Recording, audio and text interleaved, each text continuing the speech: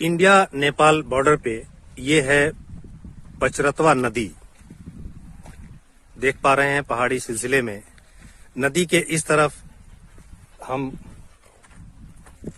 भारत में हैं और नदी का वो किनारा नेपाल में है। ये वो पचरतवा नदी है, ये कलकल बहती हुई नदी है।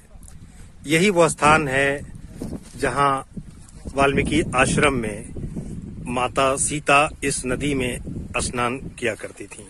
कोई भी भक्त आज भी वाल्मीकि आश्रम के दर्शन के लिए आता है तो सबसे पहले इस नदी में अपने पांव धोता है, जिस नदी का नाम पचरतवा नदी है। ये पचरतवा नदी कलकल बहती हुई नदी, चारों तरफ मनोरम दृश्य, ये जंगल और ये दृश्य में जहां आप देख रहे हैं बाईं तरफ भारत और दाहिनी तरफ नेपाल है।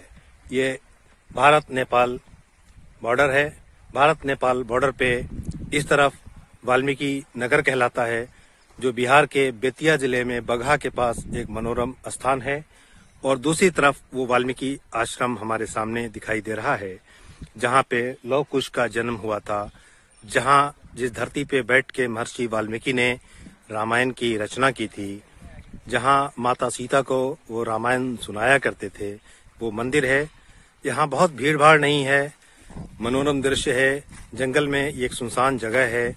यहाँ दर्शन के लिए बहुत ज्यादा संख्या में लोग नहीं आते हैं, लेकिन ये हिमालय की पहाड़ियों से निकली हुई ये नदी पचरतवा नदी, इस नदी में ये भी यहाँ मान्यता है, जो मकामी लोग हैं, जो है लोकल हैं, कि इस नदी में कुछ सोने के छोटे छोटे टुकड़े कभी कभी नजर आते हैं इस बालू में।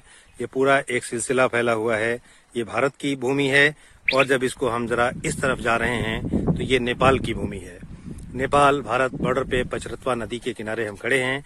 ये वो नदी है जहां माता सीता स्नान करती थी इस नदी में, और इसी के पास 100-200 कदम की दूरी पर वो वाल्मीकि का आश्रम है, जहां बैठ करके महर्षि वाल्मीकि ने रामायण की रचना की थी।